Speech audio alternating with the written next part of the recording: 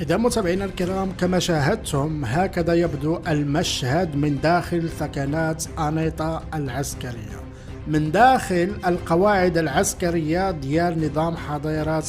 الجزائر. الجنود الجزائريين يرقصون لبعضهم البعض بهذه الطريقة الشاذة التي رأيتموها قبل قليل، والأمر ليس مستغرب متابعينا الكرام في حضيرة الجزائر التي تتبنى نظام أنيطة الموروث عن الفرنسيين والذين يقومون به داخل القواعد العسكرية الجزائرية، والذين لا يعلمون ما معنى